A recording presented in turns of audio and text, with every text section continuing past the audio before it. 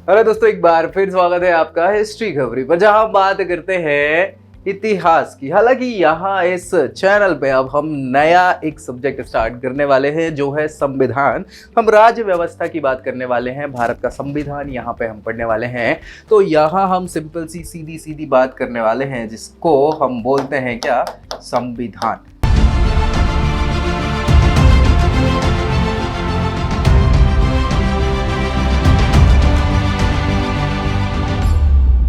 तो भारत का संविधान एक बहुत ही महत्वपूर्ण दस्तावेज माना जाता है। इस संविधान को हम पढ़ने वाले हैं भारत की राज्य व्यवस्था के अंतर्गत। किसके अंतर्गत? भारत की राज्य व्यवस्था के अंतर्गत हम संविधान पढ़ेंगे। किसका? भारत का। चूंकि हमने इतिहास की बात तो कर ही ली है, इतिहास के बाद चूंकि इतिहास में हुआ यह था कि प्राचीन काल में अलग प्रकार से भारत का प्रशासन चल रहा था, मध्यकाल में बिल्कुल अलग हो गया।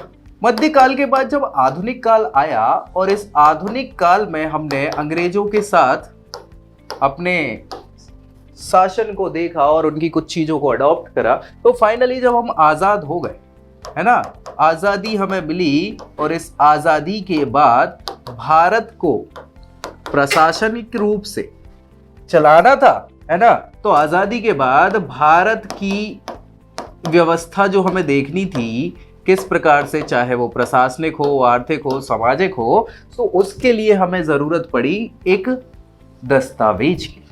जो दस्तावेज क्या कहलाया? संविधान कहलाया। और ये जो दस्तावेज है, इसमें सारे के सारे नीति और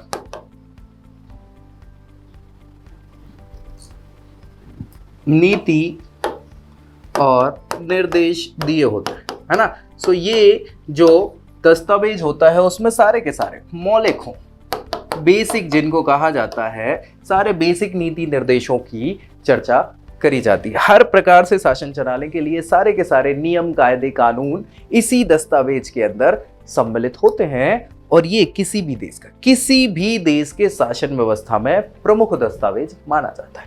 इसके अंदर उस देश के रहने वाले नागरिकों के लिए क्या क्या अधिकार दिए जा रहे हैं, शासन की क्या व्यवस्था होगी, शासन करने वाले कौन होंगे, कैसे उनको चुना जाएगा, क्या क्या उनकी शक्तियां रहेंगी, हर प्रकार की चीजों को निर्देशों के माध्यम से, कानूनों के माध्यम से इसमें सन्निहित किया जाता है, संविधान के अंदर उसको रखा जाता है। तो आज हम पढ़ेंगे, आज से बेसिकली संविधान के बारे में पढ़ेंगे, लेकिन आज जो है संविधान के हम एक बैकग्राउंड की चर्चा करेंगे कि पीछे क्या हुआ, कैसे हुआ, क्यों जरूरत हमें संविधान की पड़ी, और कैसे भारत का संविधान बनने की प्रक्रिया स्टार्ट होती है।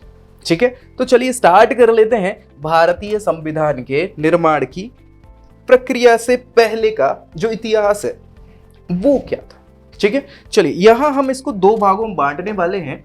ठीक है, दो भाग कैसे होने वाले हैं? सबसे पहले तो हमें यह पता है, एक सेकंड में पहले पेन चेंज कर लूं भाई, पेन का कलर बड़ा समस्यादायक हो जाता है।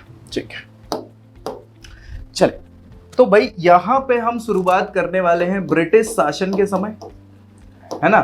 ब्रिटिश शासन जो हो रहा था, अंग्रेजों का शासन, उसके समय कैसे क्या परिवर्तन आए या कैसे हमें माहौल बना आजादी के समय, या फिर बात करें तो आजादी के बाद जैसे ही हमारा संविधान निर्माण हो गया, वो संविधान। ठीक है, सो संविधान के साथ कैसा क्या, तो ये बैकग्राउंड हम पढ़ रहे हैं ऐतिहासिक तौर पे। हमें ये पता है कि भाई अंग्रेज जो है भारत में आए थे व्यापारी बनकर। कौन? अंग्रेज आए थे व्यापारी बनकर, और ये व्यापारी जो है भारत में 1612 एडी के आसपास से इन्होंने व्यापार करना चालू कर दिया। ठीक है, अब 1612 के आसपास जब इन्होंने व्यापार करना चालू किया, तो वहां से ये व्यापारी रहे लगभग 1757 एडी तक, जब पहली बार क्या हुआ है, ये व्यापारी रहे, है ना, व्यापार ही कर रहे हैं। तब इनके आंतरिक मतभेद जो है बाकी यूरोपीय जो और देश थे या जो कंपनियां हुआ कर रही थी, उनसे इनके मतभेद हो रहे थे, उनसे लड़ाई झगड़ा कर रहे थे ये इस समय काल में, है ना, खुद को मजबूत वहां बना रहे थे। उसके बाद 1757 में प्लासी का युद्ध होता है। क्या होता है? प्लासी का युद्ध होता है, और प्लासी के युद्ध में, प्लासी जो है बंगाल में हुआ करता था, तो बंगाल का जो नवाब सिराजुद्दौला हुआ करता था हार जाता है, और पहली बार कंपनी ने किसी भी देसी भारत के राज्य को जीता था। अभी तक ये जो लड़ाई झगड़ा कर रहे थे ये किससे कर रहे थे? अंग्रेजों से ही कर रहे थे। मतलब चाहे वो पुर्तगाली हो, डच हो, डेनिस हो या फिर फ्रेंच हो, इन सब से लड़ाई कर रहे थे। अभी तक इनने किसी भारतीय राजा महाराजा या किसी भारतीय शासक से युद्ध नहीं करा था। इनने ये युद्ध जीता। जैसे ही युद्ध जीता तो इनका कॉन्फिडेंस लेवल तो हाई हो गया भैया, जबरा हाई हो गया। यहाँ के बाद फिर एक और युद्ध माना जाता है जो इन्होंने 1764 एडी में किया, जिसको बोला जाता है बक्सर का युद्ध। क्या बोला जाता है? बक्सर का युद्ध बोला जाता है। ठीक है, सो बक्सर के युद्ध के साथ ही 1765 से डायरेक्टली सीधी तौर पे इन्होंने क्या कर लिया? बंगाल पर शासन कर लिया। कहां पे? बंगाल पर शासन करना इन्होंने स्टार्ट कर दिया। किसने कर दिया स्टार्ट? अंग्रेजों ने, या फिर बोल रहे हम इधर तो ईस्ट इंडिया कंपनी जिसको कहा जाता है। ठीक है, इन्होंने शासन करना चालू। अब ये भैया शासन कर रहे थे तो जनरली क्या है कि हम मानते इसी समय को, क्योंकि शुरुआत तो यहीं से हुई ना, कॉन्फिडेंस लेवल तो यहीं से आया। तो 1757 से अंग्रेजों ने क्या चालू कर दिया यहाँ पे? उन्होंने, यही बता रहा हूँ है ना, इसको तो अपन बाद में देखेंगे। तो भाई 1757 से इनने शासन करना चालू कर दिया। 1757 से, है ना, शासन स्टार्ट कर दिया इन्होंने भारत पे। हुआ कुछ ऐसा, याद रखिए कि ये लोग आ गए थे 1600 के आसपास। तो भैया ये ईस्ट इंडिया कंपनी हुआ करती थी। कौन सी कंपनी थी? ये व्यापारिक कंपनी हुआ करती थी। व्यापारिक कंपनी जो कहां की थी? ब्रिटेन की थी। कहां की थी? ब्रिटेन की। अब ब्रिटेन में ब्रिटेन की जगह ये ब्रिटेन है। ठीक है, तो ब्रिटेन की ये कंपनी हुआ कर रही थी। तो ब्रिटेन के जो शासक हैं, राजा महाराजा हैं, उनने देखा कि भैया ये जो ईस्ट इंडिया कंपनी है तो बहुत मुनाफा कमा रही है। मुनाफा कमा रही है क्योंकि अभी तो ब्रिटेन आपने देखा छोटा सा आइलैंड कंट्री कहलाता है, यानी कि ये द्वीपीय देश है। अब भैया वहां की जनता उतनी है नहीं, उनकी अर्निंग उतनी है नहीं जितनी अकेले ईस्ट इंडिया कंपनी के लोग कमाने लग गए। तो इनने कहा भैया ये तो समस्या हो जाएगी, कल के दिन यही लोग हमको हड़पना चालू कर देंगे, हमसे लड़ाई झगड़ा चालू कर देंगे, तो क्या करेंगे? तो हमें इस कंपनी पे क्या करना पड़ेगा? इस कंपनी पे पकड़ बना के रखनी पड़ेगी। तो कंपनी की पकड़ के लिए इन्होंने, देखो एक तरफ क्या था, ये तो कंपनी की पकड़ इधर बनानी है, इसके पीछे एक और रीजन क्या था? आपने सुना होगा अमेरिका। तो अमेरिका में हमने देखा था कि भैया स्पेनिश, जो स्पेन के लोग थे वो पहुंच गए थे, फ्रेंच लोग पहुंच गए थे, फ्रांस के लोग, और ब्रिटेन के लोग भी पहुंच गए थे। तो फ्रांस के लोगों ने अमेरिकी लोगों को सहायता करी थी आजादी के लिए। किससे आजादी के लिए? ब्रिटिशर से आजादी के लिए। और वो आजाद हो गई थी अमेरिका, अगर बात करें तो आजाद हो गए थे वो 1776 में, है ना। कब? 4 जुलाई के दिन। ठीक है, 4 जुलाई 1776 के दिन। अब जब भैया ये आजाद हो गए तो आप ये मानो कि हम आजाद कब हुए? हम 1947 में आजाद हुए, और हमने आजादी की लड़ाई कब से चालू कर दी थी? बहुत पहले से चालू कर दी थी। तो इन लोग भी कहीं ना कहीं ये मान लो कि 10, 12, 15 साल पहले से तो चालू कर ही रहे होंगे ना लड़ाई, जिसमें सपोर्ट कौन कर रहा है? कौन सपोर्ट कर रहा है? फ्रांस के लोग, या फ्रांस की जो उस समय का शासन हुआ करता था वो कर रहा था। जो लुई 16वें थे वो तो फुल सपोर्ट पे थे, है ना। सो भैया वो जब शासन कर रहे थे तो अंग्रेजों को बड़ी समस्या तो समझ में आई गई थी कि यार यहाँ दिक्कत परेशानी है। क्यों? ईस्ट इंडिया कंपनी वाले मनमाने ढंग से शासन करते हैं, जिसके कारण क्या है, वहां की जनता गुस्सा हो जाती है और वो हमें भगा देती है, हमारा तो लॉस है। तो इनने कहा कि इन ईस्ट इंडिया कंपनी वालों पे हमें क्या करना पड़ेगा? रेगुलेशंस लगानी पड़ेंगी, इनको हमें क्या करना? पाबंदी, इनको अपने काबू में करके रखना पड़ेगा। तो इनके काबू के लिए ब्रिटिश शासक वर्ग ने, ब्रिटिश शासन ने क्या किया? सबसे पहले भारत में 1773 में, कब? 1773 एडी में एक एक्ट बनाया जिसको बोलते हैं रेगुलेटिंग एक्ट। रेगुलेटिंग एक्ट, ठीक है। रेगुलेटिंग एक्ट क्या था? इसमें बस केवल रूल्स और रेगुलेशंस बताई गई थी कि ईस्ट इंडिया कंपनी को क्या क्या अधिकार है, कैसे काम करना है, क्या सारी चीजें। इसके बारे में हम विस्तृत पढ़ेंगे। सारे के सारे ये जो एक्ट्स है ना, इनको मैं एक अलग वीडियो में पूरा समझा दूंगा, डोंट वरी, ठीक है। सो भाई 1773 में इनने ये एक्ट चालू कर दिया। देखो इससे पहले जब 1612 में भारत में कंपनी स्टैब्लिश हो गई थी, आई तो पहले ही थी। ईस्ट इंडिया कंपनी की अगर हम बात करें तो ईस्ट इंडिया कंपनी जो है, ईस्ट इंडिया कंपनी जिसको कहा जाता है, तो ईस्ट इंडिया कंपनी 31 दिसंबर 1600 में बन गई थी। कब? 31 दिसंबर 1600 ईडी में ये बन चुकी थी। एलिजाबेथ, जो महारानी एलिजाबेथ थी, उन्होंने इसको अपनी स्वीकृति प्रदान कर दी थी। लेकिन क्या था इस कंपनी का? ईस्ट इंडिया कंपनी इसलिए नाम पड़ा कि ये एकमात्र ऐसी व्यापारिक कंपनी थी ब्रिटेन की जो ईस्ट में जाके क्या करेगी? ट्रेडिंग करेगी, व्यापार करेगी। और ये इकलौती कंपनी जिसको मोनोपोली कहा जाता है, हिंदी में उसको एकाधिकार कहा जाता है। सो ब्रिटेन से इस कंपनी को एकाधिकार प्राप्त हो गया था 20 वर्षों का। क्या? 20 वर्षों का एकाधिकार प्राप्त हो गया था कि आप जाओ पूर्व में जाओ, पूर्व मतलब ईस्ट साइड जाओ और आप ट्रेड करोगे। ब्रिटेन से एकमात्र आप ही ट्रेड करोगे और कोई प्रतिस्पर्धी आपका नहीं होगा, कोई ट्रेड नहीं करेगा। तो ये जो है इसको कहा जाता है चार्टर। क्या कहा जाता है? चार्टर। ये चार्टर जो मिलता था वो कितने सालों के लिए मिलता था? 20 सालों के लिए मिलता था। अब भैया 20 सालों के बाद फिर से चार्टर को आपको रिन्यू करना पड़ेगा, है ना? जो फरमान मिल रहा है उस फरमान को रिन्यू तो कराओगे, 20 साल बाद इसकी वैलिडिटी खत्म हो जाएगी, तो 20 साल बाद इसको फिर रिन्यू कराओगे। तो ये जो चार्टर होते थे हर 20-20 वर्षों में आते थे। क्या है? हर 20-20 वर्षों में फिर रिन्यू हो जाएंगे, फिर रिन्यू हो जाएंगे। यानी कि यहां तक तो ये सब चल रहा था। अब इनको रेगुलेशंस के लिए 1773 में रेगुलेटिंग एक्ट लाया गया। ठीक है, ये भी रेगुलेटिंग एक्ट जो है ये भी चार्टर ही हुआ करता था, बस इसमें कुछ रूल्स एंड रेगुलेशन ऐड कर दी, एडिशनली रेगुलेशंस लगाना चालू कर दी। किस पे? ब्रिटिशर्स पे या फिर ईस्ट इंडिया कंपनी पर। किसने? ब्रिटेन के शासन में। अब ये 20 साल के लिए ये भी रहेगा, चार्टर ही है। अगले 20 साल बाद फिर आएगा। कब आएगा? 1793 में ये दूसरा चार्टर कहलाएगा।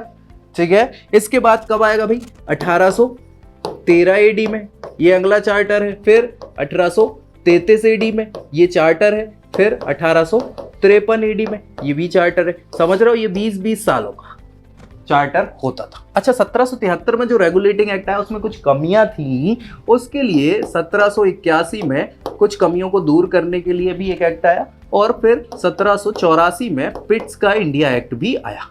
ठीक है, तो ये कुछ दो एडिशनल एक्ट हैं जिन पे हम डिस्कस करेंगे। इसके अलावा ये सभी के सभी चार्टर एक्ट ही हुआ करते थे। दे ऑल आर क्या? चार्टर्स।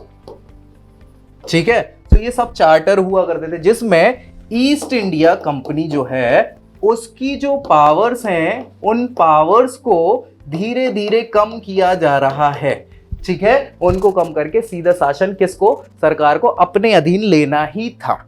तो ऐसे में मौका मिल जाता है कब? भाई हमने ये देखा कि 1757 से इनने डायरेक्ट रूल करना चालू किया और 100 सालों तक किसने? ईस्ट इंडिया कंपनी ने 100 सालों तक, 100 वर्षों तक क्या किया? शासन किया। 1857 में हम थक गए इनके शासन से और हमने क्या कर दिया? विद्रोह कर दिया।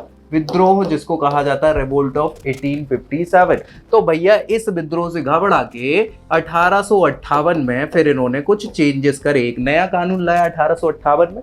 उसके बाद 1861 में, फिर 1892 में, 1909 में, 1919 में, 1935 में और फाइनली 1947 में हमें आज़ादी मिल जाएगी। तो हमारा इंडियन इंडिपेंडेंस एक्ट 1947।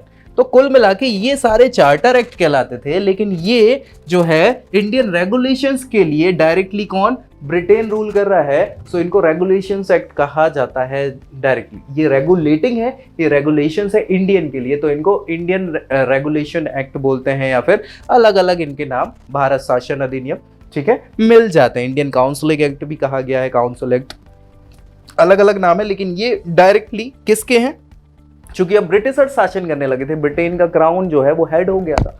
ठीक है, तो वो सारे तो याद रखना हमको 1 2 3 4 5 6 7 एक्ट जो है ये पढ़ने हैं। इसके अलावा 1 2 3 4 5 6 7 एक्ट ये पढ़ने। तो टोटल 14 एक्ट है जिसमें 7 चार्टर हैं। 7 कैसे एक्ट हैं? भारत रेगुलेशन एक्ट है, भारत शासन अधिनियम जिनको कहा जाता है, उनके बारे में हमें चर्चा करना है। तो इसकी एक मैं सेपरेट वीडियो बना दूंगा आपको, एक एक एक्ट के बारे में क्या क्या चेंजेस हुए वो आपको बता दूंगा। ठीक है, अब हुआ कुछ ऐसा, कहानी में ट्विस्ट ऐसा है कि भाई 1857 की जो क्रांति हुई थी, इस 1857 की क्रांति में हमने क्या करा है कि अंग्रेजों को बहुत फोड़ा है, भगा भगा के मारा है। ठीक है, हाँ ऑब्वियस सी बात है, लेकिन बाद में हम भी बहुत ज्यादा कुट गए और फाइनली हारे हम ही, है ना। कौन हार गई? हम ही लोग हार गए। अब हार गए थे तो हम भैया कुटे पिटे तो थे ही, हम भैया जख्म जितने पड़े थे उन पे मलहम छिड़क रहे थे, मलहम लगा रहे थे। तो मलहम लगाते लगाते हमने सोचा कि यार ऐसा हुआ क्या, क्या गलती क्या हो गई भाई हमसे, हमने बिना बताए इन पे अटैक किया, इनको कूटा भी, सब किया, लेकिन बाद में उल्टे हम भी कुट गए और हार के हार भी गए। आखिर गलती हुई तो हुई कहाँ, क्या गलती थी? तो हमने जब गलतियां तलाशी, तो गलती तलाशोगे तो हजारों मिल जाएंगी, जिनमें एक प्रमुख गलती हमें मिली किसकी, कि हमारे पास नेतृत्व की कमी है। किसकी कमी है? नेतृत्व की कमी है हमारे पास।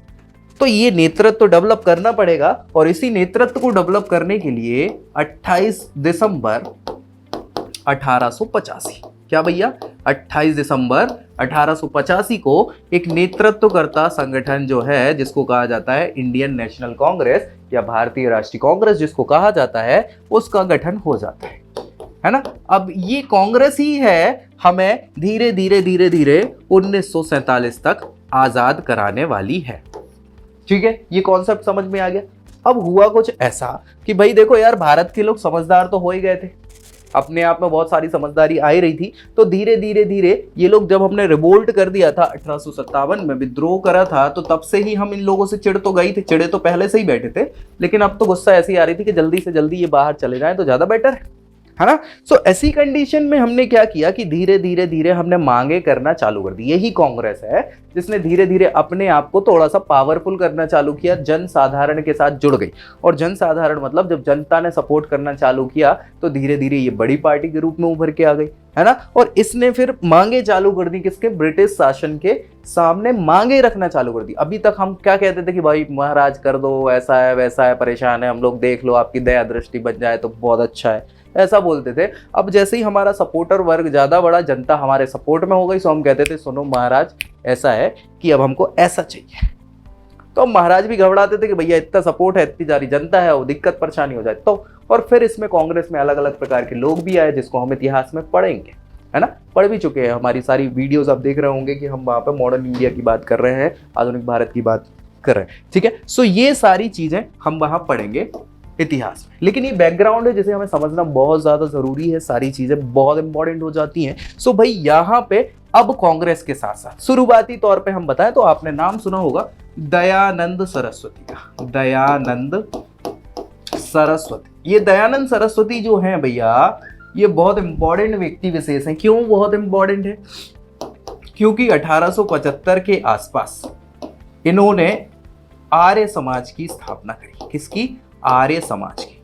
ये आर्य समाज बहुत इंपॉर्टेंट चीज है। ये भी इन्होंने नए नए प्रकार से धार्मिक पुनर्जागरण जो हमारा चल रहा था इस समय में, उसकी ये प्रवर्तकों में से एक है। इससे पहले राजा राम मोहन राय का आपने नाम सुना होगा, है ना, जिन्होंने क्या किया? ब्रह्म समाज की स्थापना करी थी। तो भैया अब ये जो आर्य समाज है, इनने एक बुक लिखी दयानंद सरस्वती ने, जिसका नाम है क्या? सत्यार्थ प्रकाश। क्या नाम है? सत्यार्थ प्रकाश। इस सत्यार्थ प्रकाश में इन्होंने सबसे पहले स्वराज की मांग करी, यानी स्वराज शब्द जो है पहली बार इनके हमें बुक में देखने को मिल जाता है। ठीक है भाई, लेकिन ये चूंकि वैसे व्यक्ति है नहीं राजनीतिक तौर पे हम अगर आगे आए तो सबसे पहले 1895 में 1895 में आपने नाम सुना होगा तिलक साहब का, बाल गंगाधर तिलक। तो बाल गंगाधर तिलक साहब जो हैं, इन तिलक साहब ने एक स्वराज विधेयक पारित किया। स्वराज विधेयक पारित किया और इसमें पहली बार स्वराज की बात करी गई कि भैया हमें चाहिए क्या? स्वराज, खुद का राज चाहिए, दूसरे का राज नहीं चाहिए, अंग्रेज मंग्रेज नहीं चाहिए, अपने को इंडिया वाले लोग ही मांगता है। ठीक है, सो स्वराज विधेयक यहाँ पे आया। धीरे धीरे धीरे माहौल बढ़ता गया और आप देखेंगे कि 1922 के आसपास गांधी जी भी इस विचार पे सहमत हो गए। गांधी जी जब तक आ चुके थे भारत, और गांधी जी ने बोला कि हाँ स्वराज तो भैया बिल्कुल सही बात है, लेकिन इस स्वराज के साथ साथ स्वराज के लिए हमें कुछ नियम कायदे कानून भी चाहिए, तो हमें संविधान चाहिए होगा, है ना। तो 1924 के बेलगांव अधिवेशन में, और इन्होंने चूंकि अध्यक्षता कर रहे थे तो इस चीज को और खुल के सामने रखा है। इसके बाद हम बात करें तो भाई साहब इसी किसी समय पे 1928 के आसपास नेहरू रिपोर्ट बनाई गई। भैया क्या बनाई गई? नेहरू रिपोर्ट बनाई गई, जिसमें मोतीलाल नेहरू, कौन भैया? मोतीलाल नेहरू, जो चाचा जी के पापा जी हैं, मतलब जवाहरलाल नेहरू जी के पिताजी हैं। तो मोतीलाल नेहरू जी ने क्या करा, एक पूरा संविधान मैप करा, एक पूरा संविधान बना के दिया इसी नेहरू रिपोर्ट में, जो कि मान्य नहीं किया गया हालांकि, लेकिन हाँ वो बहुत अच्छे तौर तरीके से बनाया गया संविधान हुआ करता था। इसके बाद तो मांग ऐसी बढ़ गई लोगों में कि हमें चाहिए आजादी। आजादी के साथ साथ 1929 का लाहौर अधिवेशन जो था, वो लाहौर अधिवेशन में क्या हुआ भाई साहब कि यहाँ पे हमने पूर्ण स्वराज की मांग कर दी। किसकी? पूर्ण स्वराज। अब राज तो होगा अब, लेकिन पूर्ण होगा। अभी तक तो हम डोमिनियन स्टेट पे मान रहे थे कि शासन हम ही करेंगे, राजा तुम रहोगे, कोई दिक्कत नहीं। लेकिन अब हमने कहा ना अब तुम राजा रहोगे ना, कुछ सब हमारा ही रहेगा। तो हमने पूर्ण स्वराज की यहाँ पे बात कर दी। और इसी के चलते हुए 26 जनवरी, क्या भैया, 26 जनवरी 1930 को रावी नदी के किनारे पहली बार क्या कर दिया हमने, आजादी की घोषणा कर दी। और आजादी के साथ साथ हमने पहली बार तिरंगा भी फहराया। तो इसीलिए फिर हमने बाद में 26 जनवरी 1950 को अपना संविधान लागू किया था, जिसको हमने गणतंत्र दिवस के रूप में मनाते हैं। तो भैया ये लाहौर का हो गया। फिर 1930 से गोलमेज सम्मेलन आ गए भैया। क्या आ गए? गोलमेज सम्मेलन। क्या है भैया गोलमेज सम्मेलन? क्यों? क्योंकि अंग्रेजों तक ये बात पहुंच चुकी थी कि अब हमें पूर्ण स्वराज चाहिए, आजादी चाहिए, संविधान भी हम ही बनाएंगे, हमारे हिसाब से सारा काम होगा, सब हमारे हिसाब से। तो घबरा गए अंग्रेज लोग और उन्होंने कहा कि चलो भैया आओ चर्चा करते हैं अपन, ऊपर आओ। अब भारत में नहीं आ रहा है, तुम लोग आओ, बढ़िया अपन बैठेंगे लंदन में और बढ़िया आराम से गोलमेज रहेगी, उस पर बैठ के चर्चा करेंगे, क्या ही समस्या है। तो भैया 3 गोलमेज सम्मेलन हुए, 1930, 1931 और 1932। ये 3 जो गोलमेज सम्मेलन हुए हैं, इन तीनों में से पहले और तीसरे में तो कांग्रेस ने पार्टिसिपेट किया ही नहीं, दूसरे में जरूर किया था, गांधी जी पहुंच गए थे, लेकिन वो गुस्सा होकर वापस आ गए थे। तो तीनों का कोई परिणाम नहीं निकला। अब अंग्रेज लोग और घबरा गए, अंग्रेज लोग और घबरा गए। तो इसी समय उनने एक चाल चली। 1932 में इन्होंने क्या है, सांप्रदायिक अवार्ड की घोषणा कर दी। क्या कर दी? सांप्रदायिक अवार्ड। सांप्रदायिक अवार्ड क्या हो रहा था कि इसमें भैया संप्रदाय से रिलेटेड, मतलब जो दलित वर्ग था उसको अलग निर्वाचन की बात करी गई थी, जिसको लेके गांधी जी खफा खफा से हो गए। और खफा खफा हो गए, पूना की जेल में उनको कैद करके रखा था। वहीं उनने कहा कि भैया अब हम अनशन करेंगे, हम खाना नहीं खाएंगे अगर ये हरकतें खत्म नहीं हुई तो भैया अब गांधी जी हैं यार, बड़े आदमी हैं, और उनके बिना तो फिर भारत वैसे ही उनको लगने लगता कि आज़ादी कैसे मिलेगी। तो सारे लोगों ने कहा कि महाराज गुस्सा उस्सा मत हो। किसके साथ हुआ ये? अम्बेडकर साहब ने ये सांप्रदायिक अवार्ड की घोषणा करवाई थी रैमजे मैकडोनाल्ड से, वहां पे उस समय प्रधानमंत्री हुआ करते थे ब्रिटेन के। तो भैया उनने बुलवाया किसको? अम्बेडकर जी को। और लोगों ने समझाया कि सुनो भाई साहब, वो बड़ा आदमी है यार, तुम उसकी बात मान लो, वो भारत को एक करना चाह रहा है, तुम तोड़ना चाह रहे हो। चाहते क्या हो भाई साहब? तुम्हें जो चाहिए वो करवाएंगे। कांग्रेस के अंदर ही अपन सीटें क्या है कि इसमें बांट लेंगे, लेकिन अलग से अलग मत करो यार, ठीक है। सो ये सारी चीजें हुई और फिर यहाँ पे पूना पैक्ट हो जाता है। क्या हो जाता है? पूना पैक्ट। पूना पैक्ट मतलब दोनों में, गांधी जी और अंबेडकर में, बी.आर. अम्बेडकर साहब ना, तो भैया अंबेडकर साहब और गांधी जी में हो जाता है पैक्ट, संधि हो जाती कि हाँ ठीक है चलो बढ़िया। 1932 में ये कारनामा निपट गया। अंग्रेज अब घबराने लग गए कि यार क्या ही किया जाए, इन लोग तो समझदार भी होते जा रहे हैं, बातें भी नहीं मान रहे हैं, अब क्या किया जाए। सो आनंद फानंद में उन्होंने क्या करा, 1935 का भारत शासन अधिनियम, क्या भैया, भारत शासन अधिनियम लाके क्या कर दिया, 1935 में लेके दे दिया कि लो भाई साहब ये पूरा का पूरा संविधान है। 321 धाराएं थी उसमें, साथ ही साथ 10 अनुसूचियां भी हुआ कर रही थी, ठीक है। 10 अनुसूचियां, पूरा का पूरा एक संविधान का फॉर्मेट बना के भारतवासियों के सामने रख दिया कि लो तुम्हें चाहिए संविधान, दे रहे तुम्हें। अब दे दिया तो हम गुस्सा होगा, हमने कहा सुनो भाई साहब चाहिए तो संविधान है, लेकिन तुम्हारा थोड़ी चाहिए यार, हम खुद से बनाएंगे, हम लोग क्या बेवकूफ हैं, हम खुद कर लेंगे सारी चीजें। अब जब हम खुद कर लेंगे सारी चीजें तो क्या ही करना है, क्या करना है हम करेंगे, हमें नहीं मानना आपका ये, तो हमने नहीं माना। लेकिन जब हम संविधान बना रहे थे तो लगभग 80%, कितना भैया, 80% जो पोर्शन है इसका हमने डिट्टो कॉपी पेस्ट कर लिया, ठीक है, कुछ नहीं जोड़ा। 80% में थोड़े बहुत चेंजेस के साथ, अभी अपन देखेंगे सारी चीज। तो भैया ये अपन ने तब तो माना नहीं, अब तब नहीं माना। फिर उसके बाद क्या हो गया कि यहाँ पे 1939 से 1945 तक है ना, एक बड़ी समस्या आ गई थी भाई साहब, जिसको कहा जाता है विश्व युद्ध। क्या कहा जाता है? विश्व युद्ध। और ये विश्व युद्ध जो पहला नहीं था, ये दूसरा विश्व युद्ध हुआ करता। दूसरा विश्व युद्ध हुआ तो हमें अब भाई कहीं ना कहीं देखो यार, भारत की जनता तो बहुत सारी है, जनसंख्या इतनी ज्यादा है कि सेना में काम कौन आएंगे? भारत की जनता ही काम आएगी। और अंग्रेज जो थे वो चाहते थे जीतना, लेकिन शुरुआत में तो उनकी हालत बड़ी खराब हो गई थी, तो उनने मांग करी कि यार भैया सुनो, एक बार मदद तो कर दो। हालांकि ये हरकतें वो पहले भी कर चुके थे। इससे पहले जो पहला विश्व युद्ध हुआ था ना, कब हुआ था? 1914 से लेके 1918 तक, है ना। ये एडी की हम बात कर रहे हैं, जिसको विश्व युद्ध प्रथम कहा जाता है ना भैया। सो विश्व युद्ध जो पहला हुआ करता था, उसमें क्या हुआ कि गांधी जी क्या अफ्रीका से घूम के आ रहे थे और इसी समय विश्व युद्ध की घोषणा हो जाती है, तो वो लंदन तक पहुंच पाते हैं कि युद्ध चालू हो जाता, तो अब उन्हें जाने की समस्या हो गई। अब वो लंदन में रुके। अंग्रेजों ने कहा कि देखो भाई साहब, आपका नाम तो हमने बहुत सुना है और आपने अफ्रीका में बहुत अच्छा काम भी किया है, तो भारतीय होने के नाते और आप पढ़े तो मतलब इंग्लैंड में ही हो, सो ऐसी कंडीशन में क्या थोड़ा सपोर्ट करो, हो सकता है कि हम, अगर हमें फायदा हुआ तो कल को हम कुछ आपको गिफ्ट दे दें।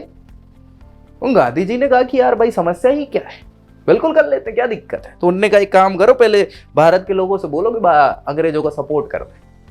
तो गांधी जी ने बढ़ चढ़ के बोला लोगों से कि भैया फ्री काहे बैठे हो, जाओ लड़ने चले जाओ, उधर लड़ाई करो, जल्दी जल्दी लड़ाई करो, जीत गए तो अपन को कुछ मिल सकता है। भाई आशा से आसमान टिका है ना, क्या ही दिक्कत है। हो गया, मान लो खुश हो गए तो कल के दिन आजाद कर देंगे, कोई बड़ी बात है क्या? बोलने वाले बड़े लोग हैं और क्या, जाओ जाओ जल्दी जाओ। तो लोगों ने इनको उपाधि दे दी अंग्रेजों को, सार्जेंट, कि भैया भर्ती करने वाला एजेंट हो गया ये, तो जाओ सेना में। जीत गए, बाकायदा अंग्रेज जीत गए पहले विश्व युद्ध में। अब भैया गांधी जी बड़े खुश, चौड़ा सीना की है, अपन ने तो सहयोग करवाया है और वादा किया था इनने कुछ ना कुछ देंगे।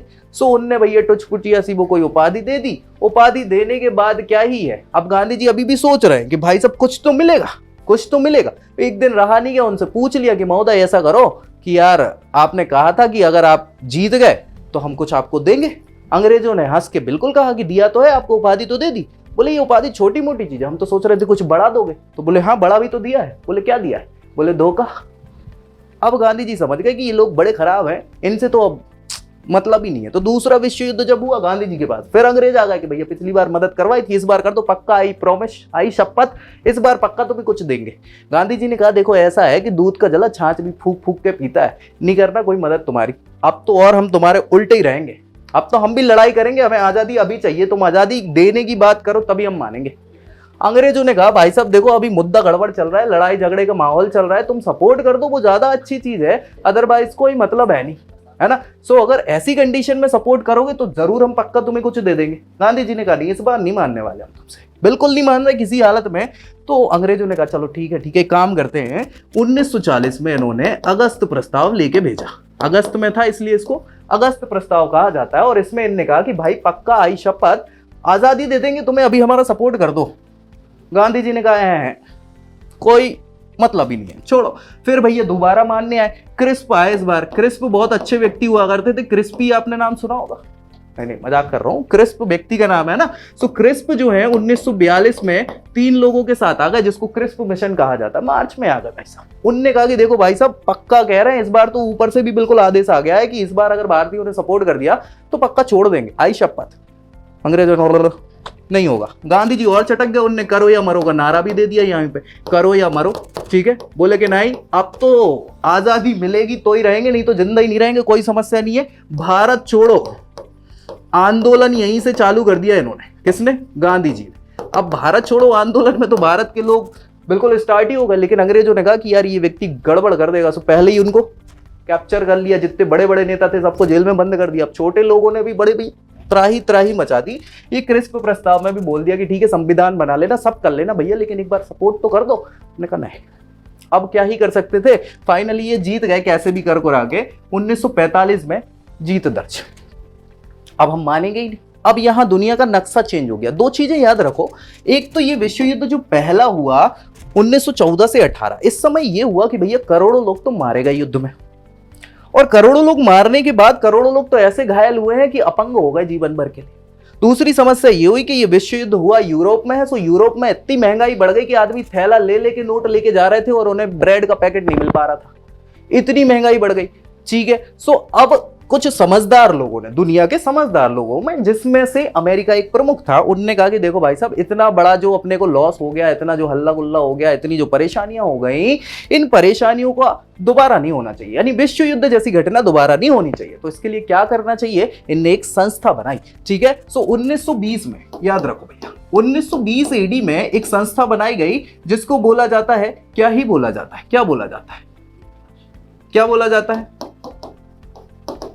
Nation, league of nation. ठीक है, सो लीग ऑफ नेशन नाम की एक संस्था बनाई गई जिनको बोला गया कि भाई साहब आपको अब दोबारा विश्व युद्ध ना हो, इस प्रकार के काम करना है। ये आपस में लोग बाग लड़ बैठते हैं, पूरी दुनिया बर्बाद करवा देंगे। ऐसा दूसरा विश्व युद्ध नहीं होना चाहिए। ये जिम्मेदारी किसको दे दी, लीग ऑफ नेशन को दे दी, 1920 में बनाई थी। अच्छा, इन्होंने खूब काम किया, भवर काम किया, दम से काम किया, लेकिन ये अपने पूरे काम तो कर नहीं पाए, और नहीं कर पाए तो उसी का नतीजा क्या, लगभग 20 वर्षों बाद फिर क्या हो गया, दूसरा विश्व युद्ध हो गया। अब दूसरा विश्व युद्ध तो और भवर हुआ, क्योंकि इसमें तो परमाणु बम भी फोड़ डाले लोगों, मतलब सोचो ना, हिरोशिमा नागासाकी की तो हालत आज भी पुस्तक खराब है उनकी। ठीक है, सो ऐसी कंडीशन में दूसरा विश्व युद्ध हुआ। अब दूसरा विश्व युद्ध जब खत्म हो गया, तब फिर वही बड़े लोग फिर आ गए कि भैया देखो, हमने तो पहले ही बोला था कि ये काम नहीं कर पाएंगे, इनको हटाओ, फालतू के लोग हो गए, जबरदस्ती में खर्चा पानी और लेते हैं, दूसरी कोई नई संस्था बनाओ। तो दूसरी संस्था बनाई गई भैया 1945 में, और इसको कई कई जगहों पे अलग अलग तौर पे डेटेड, क्योंकि अलग अलग संस्थाएं और बनाई गई थी इसके अंडर करके, सो 48-50 तक बहुत सारी चीजें बनाई गई। 1945 में एक नई संस्था बनाई गई जिसको बोला गया यूनाइटेड नेशन ऑर्गेनाइजेशन। ये ऊनो नहीं है, नहीं तो आप खेलने लग जाओ ऊनो, है ना। ये यूनाइटेड नेशन ऑर्गेनाइजेशन है जो 1945 में बनाई गई, और इस संस्था को बोला गया कि भैया ये जो काम इनको सौंपा था कि दूसरा विश्व युद्ध ना हो, अब वो तुम्हें सौंप रहे हैं कि तीसरा विश्व युद्ध ना हो। समझ में आई। सो इनने कहा भैया बिल्कुल आ गई समझ में, क्या किया जाए। अब यूनाइटेड नेशन ने क्या दिमाग लगाया, उनने दिमाग लगाया, उनने कहा देखो भाई साहब, अपने जैसी संस्था बनी तो ये भी थी, इनकी बस गलती ये थी कि ये कुछ कमियां जो रही होंगी उनको पूरा नहीं कर पाए। तो अपन को बस यही देखना है कि इनने कौन सी कमियां ढंग से कर नहीं पाई सॉल्व। अगर वो सॉल्व कर देंगे तो समस्या ही खत्म। दिमाग तो लगाया। तो इनने देखा कि दुनिया भर में जो चल रहा है वो चल रहा है राजतंत्र। क्या चल रहा है भैया, राजतंत्र चल रहा है। राजतंत्र मतलब राजा महाराजाओं का शासन।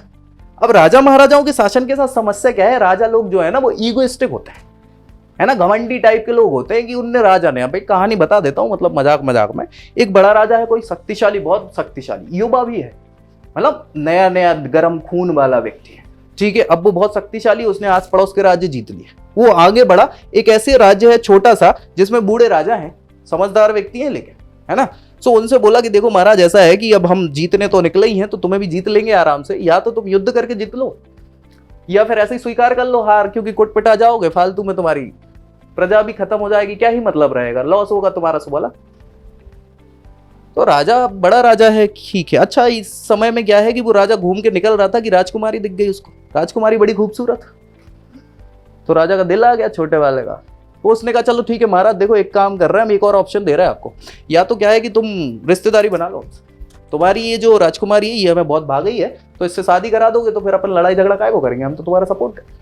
अब राजा कश्मकश में पड़ गया, मतलब धर्म संकट जो कहलाता है। देखो बूढ़ा व्यक्ति है, हारना तय है, पक्की बात है, लेकिन एक ऑप्शन मिल रहा है कि अपनी प्रजा की रक्षा कर सकता है वो अपनी बेटी से शादी करवा के। बहुत अच्छा ऑप्शन है भाई, पराक्रमी राजा है, कहीं से हमारी बेटी खुश हमेशा रहेगी, उसको परेशानी भी नहीं आएगी, ये तो ऑप्शन बहुत अच्छा है। लेकिन उनने अपनी बेटी से पूछा, क्योंकि राजा है भाई, जब सबका आदर सत्कार करते हैं तो बेटी से पूछने में हर्जी क्या है। बेटी से पूछा कि बेटी देखो ऐसा ऐसा अच्छा रिश्ता है। तो बेटी ने कहा देखो पापा जी क्या है कि आजकल दुनिया बदल गई है और आई लाइक समवन, मैं किसी दूसरे राजा को पसंद करती हूँ। अब यहाँ और धर्म संकट आ गया, पिताजी यहाँ बेटी को देखे कि प्रजा को देखे, देखना तो प्रजा को चाहिए, लेकिन क्या ही कर सकते। उनने कहा जीवन भर से बूढ़े हो गए प्रजा को देखते देखते, अब क्या ही करेंगे, कम से कम एक बार तो अपनी बेटी की खुशी रख ले। तो ठीक है बेटी जा, सेन्योरिटा जी ले अपनी जिंदगी, भाग ले तू, निकल ले दूसरे राजा के साथ, मैं यहाँ संभाल लूंगा। तो अब ना चाहते हुए भी वो ईगोइस्टिक राजा क्या है, लड़ाई करेगा। वो दूसरा वाला ऑप्शन दिया तो था ही। तो एक छोटी सी लड़ाई में वो लड़की समझ जाती, राजकुमारी समझ जाती कि चलो इतने लोग बच जाएंगे, लेकिन नहीं, पड़ी किसको है, किसी की प्रजा की किसी को नहीं पड़ी रहती शासन में। तो ऐसी कंडीशन में ईगोइस्टिक लोगों के कारण हो गई लड़ाई। अब वो बड़ा राजा जो है, बूढ़ा व्यक्ति, देखो समझदार है, उसके पास दिमाग भी है, उसने कई संधियां करके रखी होंगी दूसरे राजे रजवाड़ों से कि कभी हमें जरूरत पड़ गई तो आप हमारा सपोर्ट करेंगे। तो ऐसी कंडीशन में जब युद्ध होगा तो वो अपने 4 लोगों को बुला लेगा, 4 और राज्य उसके लिए लड़ेंगे। ऐसी कंडीशन में वो बड़ा राजा कमजोर पड़ेगा, हारने लग जाएगा, तो उसने भी तो संधियां करी होंगी, वो भी आ जाएगा। तो ऐसे करके ना चाहते हुए भी 2 के मैटर में पूरा का पूरा विश्व उलझ जाएगा और उसको विश्व युद्ध कह दिया जाएगा। तो एक बहुत बड़ी समस्या क्या थी भाई साहब, राजतंत्र हुआ करती थी। ठीक है, दूसरी समस्या क्या थी, साम्राज्यवाद। दूसरी समस्या है साम्राज्यवाद। साम्राज्यवाद मतलब इंपीरियलाइजेशन। इंपीरियलाइजेशन का क्या मतलब होता है, जैसे ब्रिटिश हैं, ब्रिटिशर्स ने भारत को कॉलोनी बना लिया था, उपनिवेश बना लिया था, अपना साम्राज्य विस्तारित कर। ऐसे ही और दुनिया भर के देश थे जिनने अलग अलग राज्यों को, क्या देशों को क्या है, अपना उपनिवेश बना के रखा था, उसको साम्राज्यवाद कहते हैं। तो ये भी एक बड़ी समस्या है। क्यों ना दुनिया से इन समस्याओं को हटा दें। इन समस्याओं को हटा देंगे तो अपने आप लड़ाई नहीं हो। सुझाव तो अच्छा था, इस सुझाव को मानना भी पड़ा। अच्छा, इसी समय भारत वाले तो कर ही रहे थे नखरे, आजादी की घोषणा या कोशिश तो कर ही रहे थे। तो भैया हुआ क्या, दो मामले बढ़े। एक तो ब्रिटेन में भी सरकार चेंज हो गई, ब्रिटिश सरकार चेंज हो गई उसी समय 1945 में। ठीक है, ब्रिटिश गवर्नमेंट जो है सरकार, वो क्या हो गई, दूसरी बन गई। वहां पे जो लेबर वर्ग चलता था ना, तो लेबर पार्टी हुआ करती थी। कौन सी, लेबर पार्टी है ना। वो लेबर पार्टी के जो हेड हुआ करते थे, वो हेड क्या है, बन गए प्रधानमंत्री। अच्छा, वो प्रधानमंत्री बन गए तो भैया उनने भारत की, चूंकि वो भाई पार्टी का है, वो लेबर पार्टी निचले क्लास के लोगों की थोड़ी सी मदद भी चाहता था। मदद चाहने के अलावा उनकी समस्या समझता था। तो उनने क्या करा, उनने कहा ठीक है भैया, हम आजाद करने की कोशिश कर रहे हैं जल्दी से जल्दी। दूसरा, प्रेशर यूएनओ ने भी डाल रखा था कि भैया ये राजतंत्र साम्राज्यवादी हरकतें ये खत्म करनी है दुनिया भर से, तभी तो ये सारी चीजें होंगी, विश्व युद्ध जैसी तीसरी चीज ना होगी। तो इन सारी चीजों के कारण फाइनली मार्च 1946 में अंग्रेजों ने या ब्रिटिशर्स ने क्या है, भारत की मांग मान ली और कैबिनेट मिशन को क्या है, भारत में भेजा। क्या है भैया, कैबिनेट मिशन। ये 3 सदस्यीय मिशन हुआ करता था। मिशन मतलब एक मिशन ही है एक प्रकार से, ये है ना। तो सदस्यीय, 3 सदस्यीय ये आयोग हुआ करता था, एक प्रकार से समिति हुआ करती थी, जो आपको लगे वो लिख सकते हो, कैबिनेट मिशन। इसमें पैथिक लॉरेंस ये व्यक्ति का नाम है जो हेड थे इस कमीशन के। इसके अलावा आपने नाम सुना होगा स्टैफोर्ड क्रिस्प का, जो पिछली बार आ चुके थे। स्टैफोर्ड क्रिस्प इनका नाम था। ठीक है, इसके अलावा एक व्यक्ति थे एबी अलेक्जेंडर। क्या नाम था, एबी अलेक्जेंडर।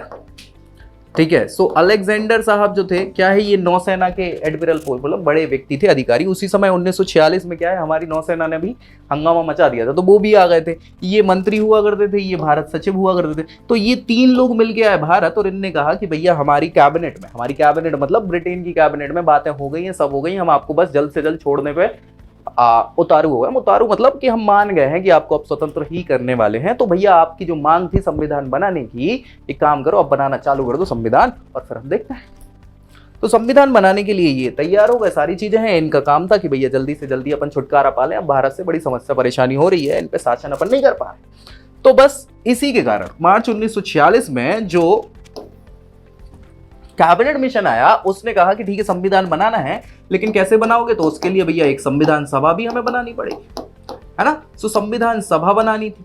अब यहां से क्या है, संविधान सभा बनेगी, कैसे बनेगी, क्या हुआ, ये संविधान सभा बनेगी, उसके बाद फिर संविधान की रूपरेखा तय होगी। ये सारी चीज क्या क्या हुआ, कैसे हुआ, इसको हम नेक्स्ट वीडियो में डिस्कस करेंगे, संविधान सभा से लेकर। ठीक है, तो मिलता है नेक्स्ट वीडियो में, तब तक के लिए जय Hind. I hope you like this video. For more such videos, keep watching our channel and do not forget to like, share and subscribe.